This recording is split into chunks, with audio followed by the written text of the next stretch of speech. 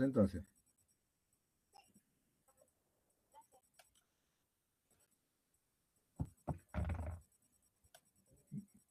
¿Me escuchan? Buenas tardes. Buenas tardes. Muy bien, vamos a empezar entonces. 2:41 del 16 de abril de 2025. Lo que vamos a revisar ahora es el tema de enterocolitis necrotizante, ¿no? Que corresponde al semestre académico 2025-1, semana 4, teoría 22. ¿Cuáles son los objetivos de esta charla, ¿no? Primero, conocer cuáles son los factores de riesgo, ¿no?, que ustedes van a determinar para el desarrollo de la enterocolitis necrotizante. O sea, ¿qué factores, en qué recién nacido se puede presentar esto? Una vez que tengamos este tipo de conocimiento de los factores que pueden condicionar esta presentación, deben conocer ustedes cómo es que se presenta la enterocolitis necrotizante, cuáles son los signos y síntomas, cómo es que uno puede sospechar que tiene enterocolitis necrotizante, ¿no?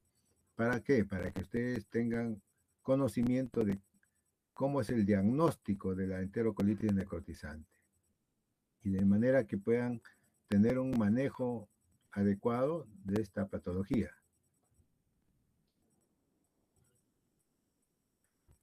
De acuerdo a la guía práctica clínica de diagnóstico y tratamiento, ¿no?, podemos determinar que la enterocolitis necrotizante se define como un proceso inflamatorio de la parte intestinal, ¿no?, que se presenta en forma aguda. Si bien es cierto, esta entidad ha sido muy bien estudiada, pero todavía no se conoce específicamente cuál es la causa que lo produce, ¿no? Lo que sí se sabe es que tiene una mayor incidencia en neonatos de bajo peso al nacer o en recién nacidos prematuros. Acuérdense ustedes esto, ¿no? Bajo peso al nacer, sobre todo en recién nacidos prematuros. Eso no quiere decir que se puedan presentar en recién nacidos a término, sí. ¿Qué característica tiene la enterocolitis necrotizante, no? Es una necrosis isquémica de la pared gastrointestinal, ¿no? Esta necrosis isquémica puede ser desencadenada, como vamos a ver, por diferentes factores. ¿Y qué parte del tubo digestivo está afectado principalmente? El ileum terminal, ¿no?, y el colon ascendente. Y determinar que una vez que tenga esta entidad clínicamente diagnosticada, puede tener alguna complicación.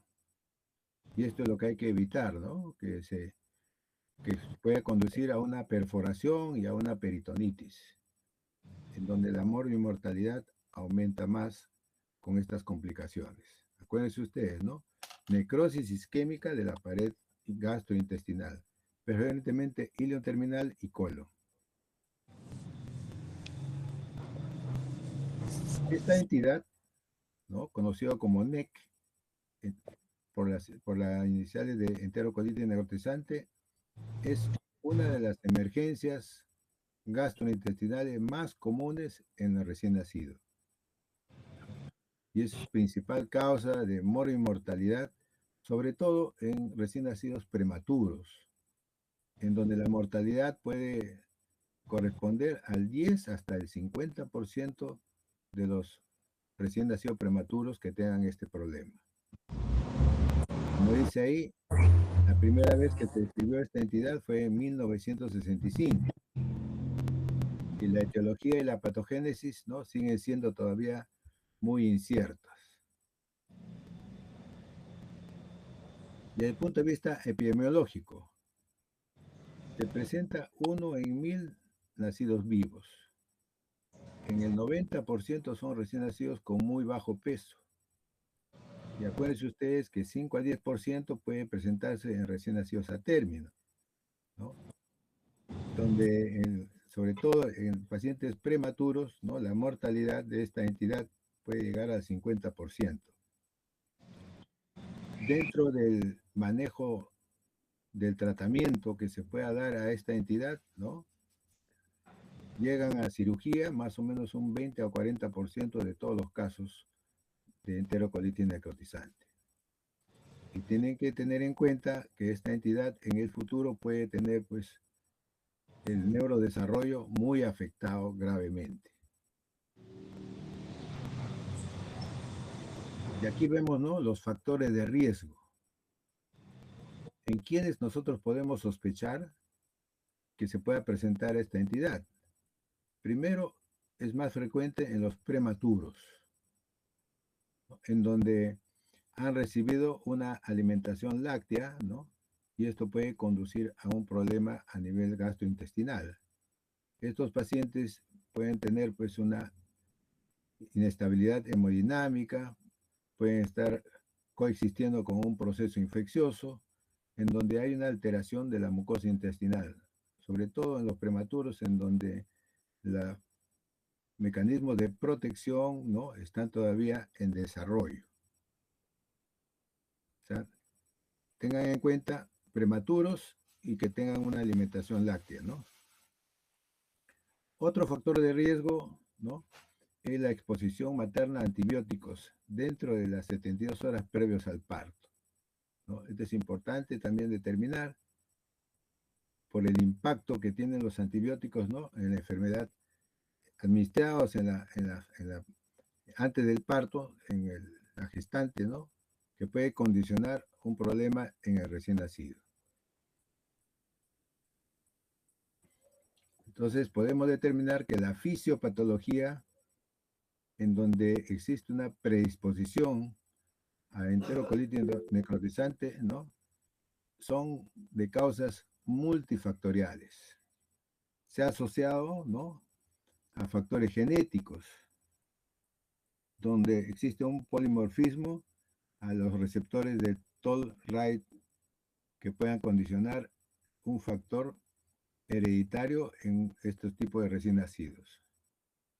Sobre todo en el prematuro, como dice ahí, ¿no?, en donde el intestino fetal está todavía inmaduro y donde incluye pues una microbiota alterada, una disbiosis, que va a determinar una función de la barrera intestinal en forma inadecuada.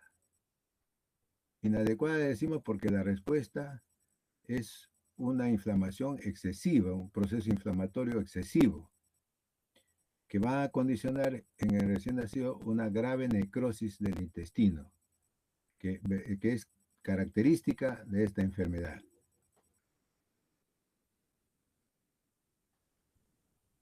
Aquí podemos hacer un resumen de los factores de riesgo, sobre todo en el prematuro y en el recién nacido a término. En el prematuro se presenta sobre todo si están asociados a una restricción del crecimiento intrauterino, en donde el prematuro puede tener una inmadurez intestinal, ¿no?, alteración de la microbiota, que es la disbiosis, ¿no?, el tipo de alimentación que pueda recibir. En los pacientes, inclusive, que tienen un proceso infeccioso, una sepsis, en donde va a condicionar pues, una isquemia de la mucosa intestinal. En el recién nacido a término, ¿se puede presentar esta entidad? Sí, en un 5 a 10%. Sobre todo en aquellos que tienen pues, problemas en el nacimiento, en donde pueden requerir una, digamos, pueden tener una asfixia, ¿no?, que va a determinar una hipoxia, sobre todo una isquemia a nivel de la mucosa intestinal. En algunos pacientes con enfermedad cardíaca congénita, en pacientes que cursan con hipotensión y en pacientes con un proceso infeccioso, una sepsis.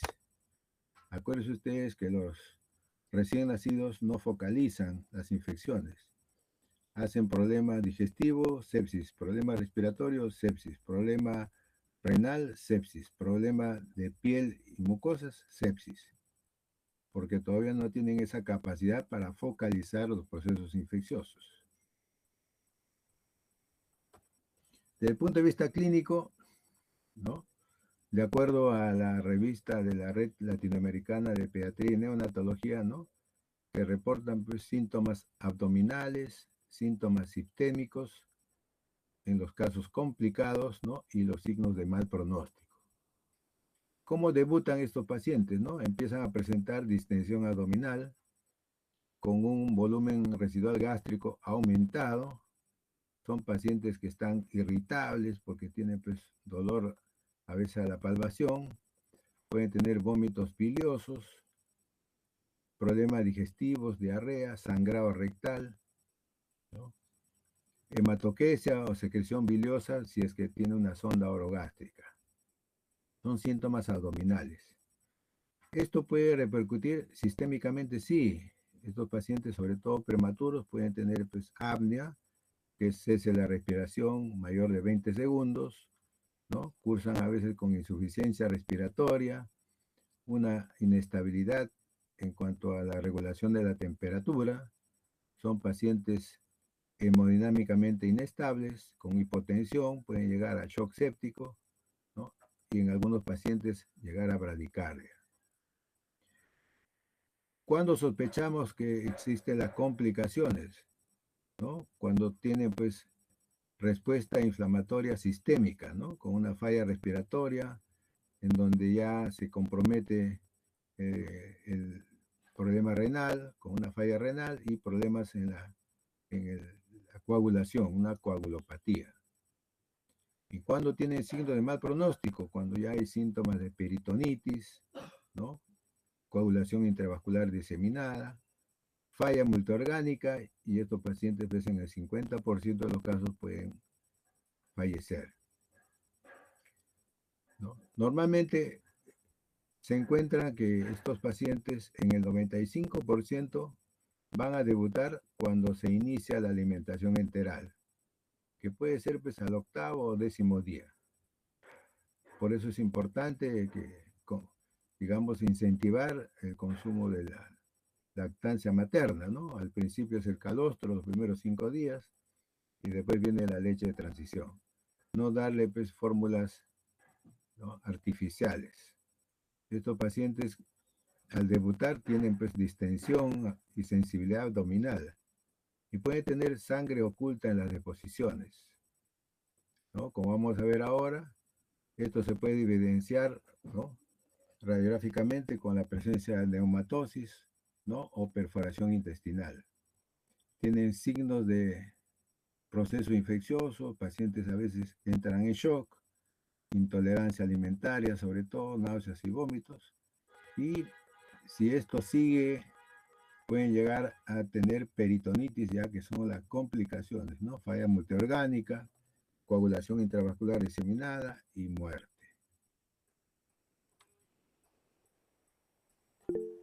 En un paciente que clínicamente se sospecha distensión abdominal, vómitos, ¿no?, el gol estándar en algunos pacientes es la radiografía de abdomen, ¿no? Radiografía de abdomen en donde se va a evidenciar, como muy bien está la imagen acá, la neumatosis intestinal, ¿no?, que es característico de este problema, ¿no?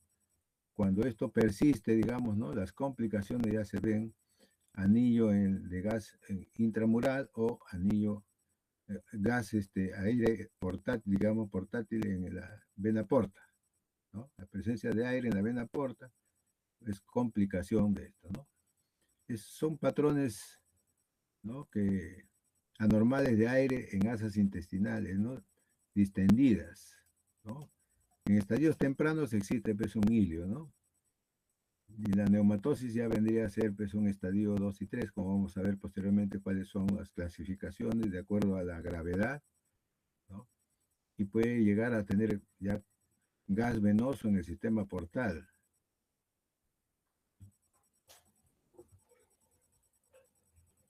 Aquí otra imagen radiográfica para que ustedes más o menos tengan en cuenta, ¿no?, el signo del doble pared,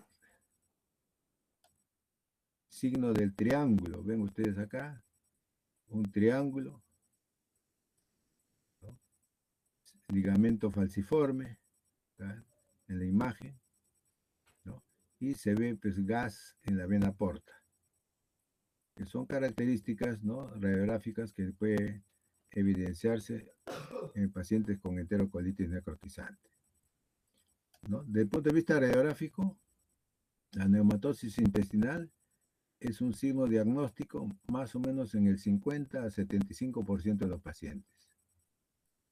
Gas en la vena porta es signo de gravedad y la presencia de neumoperitoneo es cuando ya existe una perforación, ¿no? Necrosis de la pared y perforación. Como ven acá, una vista antero-posterior, una vista tangencial. La vista tangencial es para ver el neumoperitoneo, que se ve acá,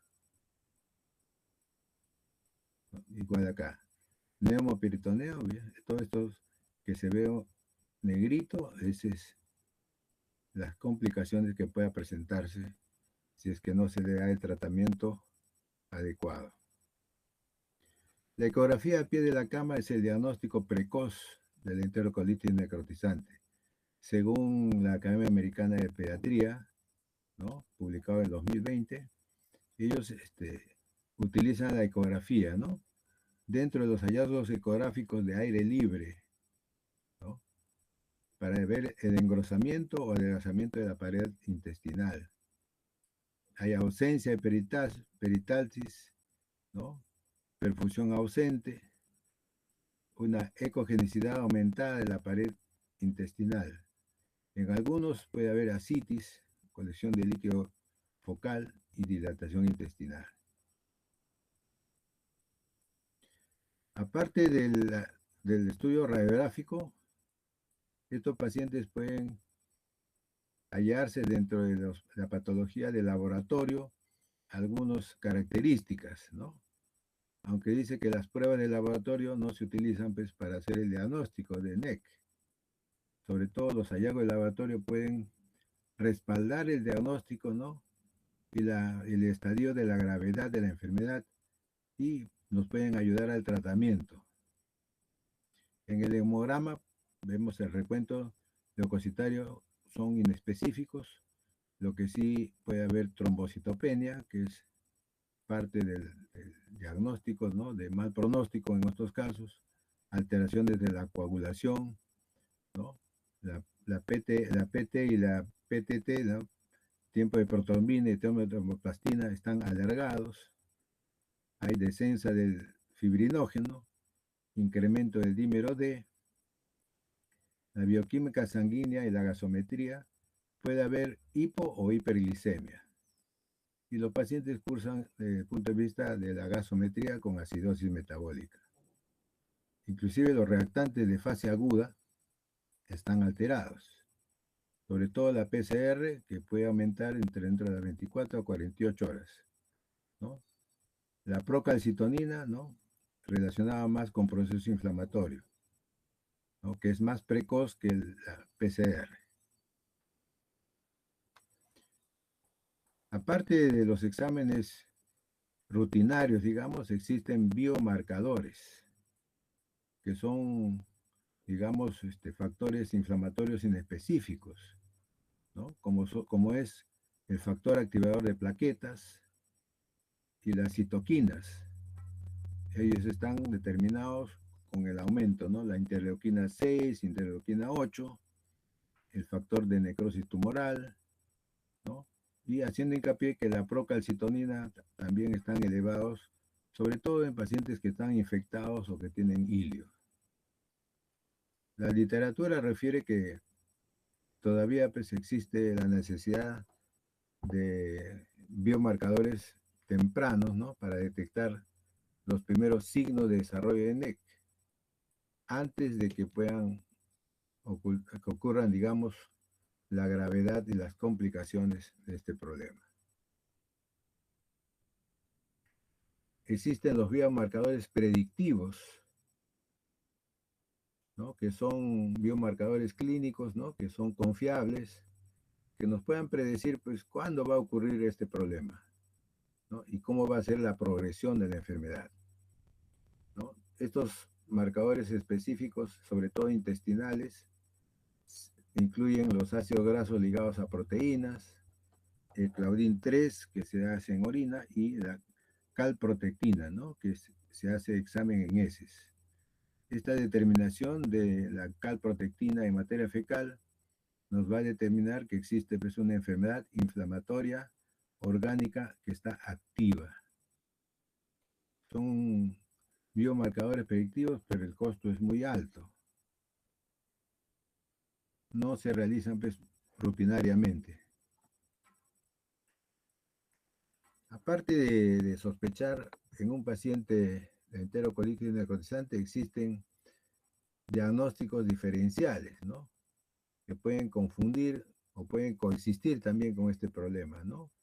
Si existen componentes inflamatorios, como en el caso de la colitis alérgica, problemas congénitos, como estenosis y atresia intestinal, en el caso de ilio meconial o enfermedad de Hirschsprung, las partes infecciosas, que es importante también que puedan coexistir, ¿no? Infección sistémica, enterocolitis infecciosa, colitis pseudomembranosa, problemas vasculares, ¿no? Como infarto tromboembótico intestinal o perforación intestinal, ¿no? Son entidades que hacen el diagnóstico diferencial, ¿no? Con respecto a, a esta patología, ¿no? Existe una clasificación clínica, la clínica de Bell, ¿no? Que está modificado, en donde determinan, ¿no? Primero, los síntomas que puedan tener. Segundo, las alteraciones que puedan tener de acuerdo al estadio. Por ejemplo, ¿no? Si son estadios de acuerdo al estadio 1A, 1B, es sospecha. El 2A y 2B, enterocolitis leve a moderada. El 3 ya es una enterocolitis severa y muy severa, la A y la B.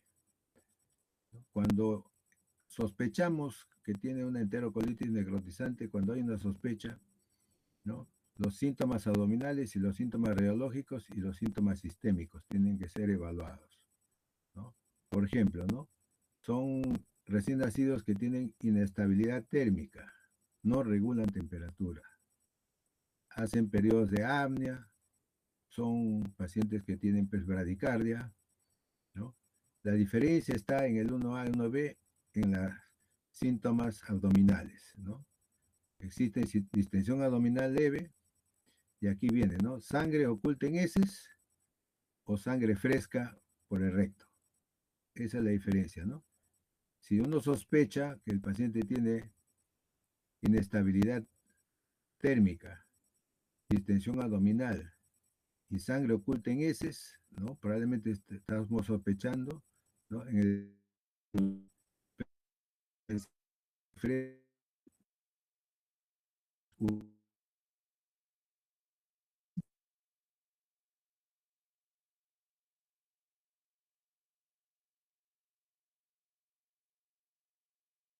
en los dos.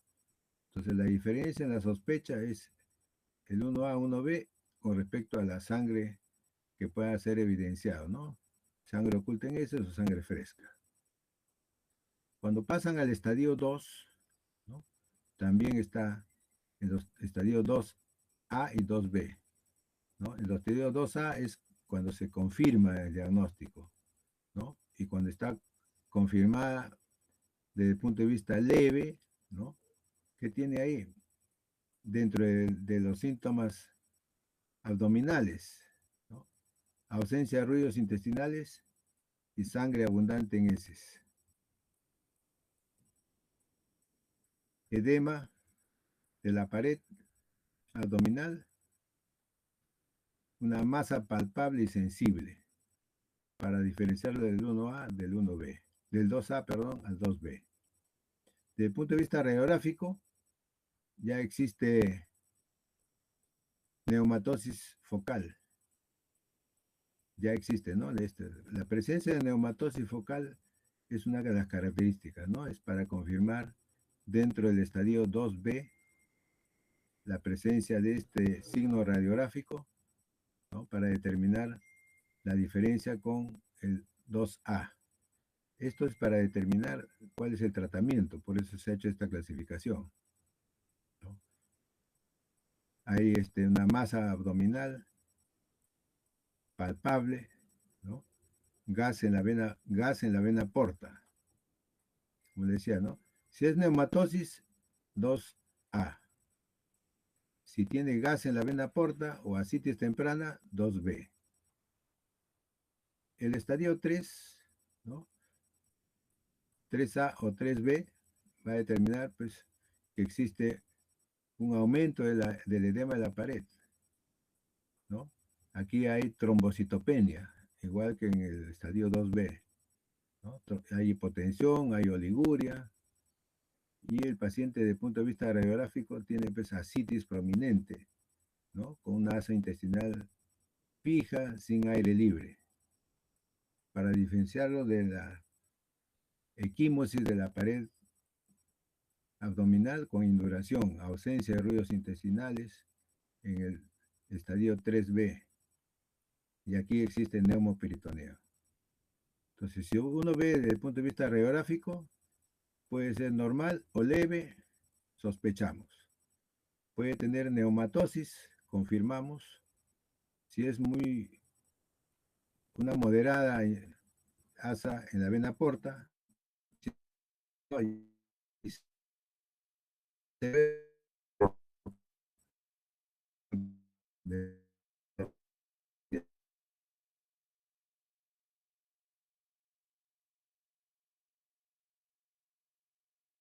el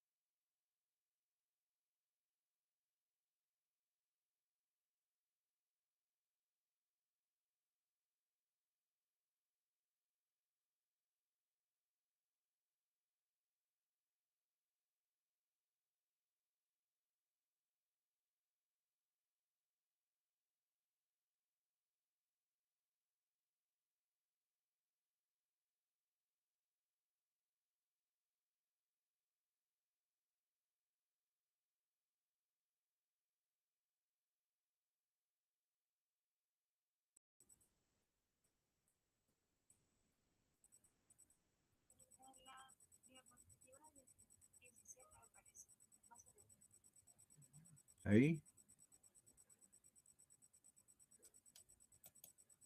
ahí,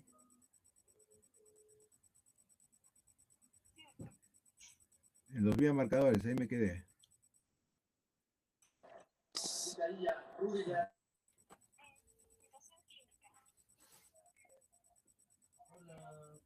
Diagnóstico diferencial, clasificación clínica. Ya. Muy bien, ya por La disculpa del caso por el internet, que es bien raro que se vaya, ¿no? Desde el punto de vista clínico, ¿no? Modificado por varios autores, ¿no? Esto es para determinar más o menos desde el punto de vista sistémico de los síntomas abdominales y síntomas radiológicos, para determinar, para determinar cuál es el manejo. El 1A, 1B, el manejo es médico. Del 2A puede todavía ser médico, pero el 2B ya es quirúrgico. El 3A y el 3B es quirúrgico, ¿no? Por eso se hizo esta clasificación clínica. De los síntomas sistémicos, acuérdense ustedes que estos pacientes tienen pues una inestabilidad térmica, ¿no? Pueden tener cese de la respiración, que es el apnea, bradicardia, ¿no? La diferencia está en los síntomas abdominales, signos abdominales. Sangre oculta en heces o sangre fresca. Si es sangre oculta, 1A. Si es sangre fresca, 1B. Desde el punto de vista radiográfico, ¿no? Es normal o hilo leve, ¿no? Tanto en la A y en la A, en la A y la B, ¿no? 1A, 1B. Pues aquí la diferencia es en la sangre. Sangre oculta en heces o sangre fresca, ¿no? En el 2, para el 2A y 2B, la diferencia está justamente en la parte de signos abdominales, ¿no? Aquí hay distensión abdominal, ¿no? Abundante, ¿no? Sobre todo ruidos intestinales, ¿no? Ausencia de ruidos intestinales, sangre abundante en heces. Para diferenciarlo del 2B, existe una masa palpable. Si existe una masa palpable, es estadio 2B, confirmado. Y desde el punto de vista sistémico, ya acá los pacientes presentan acidosis o trombocitopenia. Desde el punto de vista radiográfico, neumatosis intestinal.